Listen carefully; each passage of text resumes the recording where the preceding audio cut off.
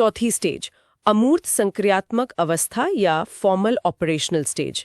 ये 11 से 15 साल और उसके बाद तक चलती है।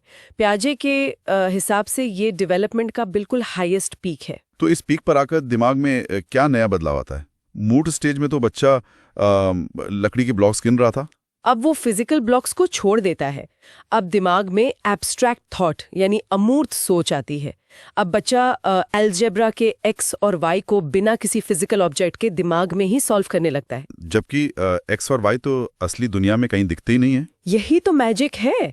अब उसको लॉजिक लगाने के लिए चीजों का आंखों के सामने होना जरूरी नहीं है।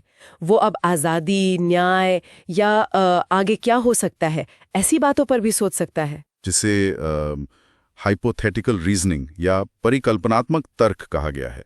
जैसे अगर कोई सोचे कि क्या होगा अगर सूरज कल ना निकले।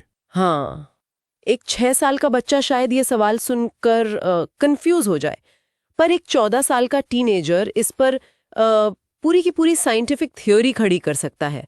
वो डिडक्टिव लॉजिक लगाना सीख जाता है। यानी किसी बड़े नियम से शुरू करके किसी खास निष्कर्ष तक पहुंचना। सही पकड़ा। ये वो स्टेज है जहां एक इंसान साइंटिस्ट, फिलोसोफर या एक बहुत डीप थिंकर बनने के काबिल हो जाता है। पियाजे का ये पूरा का पूरा ढांचा सच में कमाल का था। इसने तो एजुकेशन सिस्टम की पूरी दुनिया ही हिला दी। मैं जानना चाहूंगा कि क्लासरूम के अंदर इस थियरी ने क्या बदलाव किए। इसका इम्पैक्ट सच में बहुत बड़ा रहा। पियाजे ने क्लियर कर दिया कि बच्चों को रोट लर्निंग यानी रट्टा मार पढ़ाई करवाने का कोई मतलब नहीं है। लिखने चाहिए उन्हें, बच्चों को डिस्कवरी लर्निंग के मौके देने चाहिए जहां वो खुद एक्सपेरिमेंट करें। हाँ, और सबसे बड़ी बात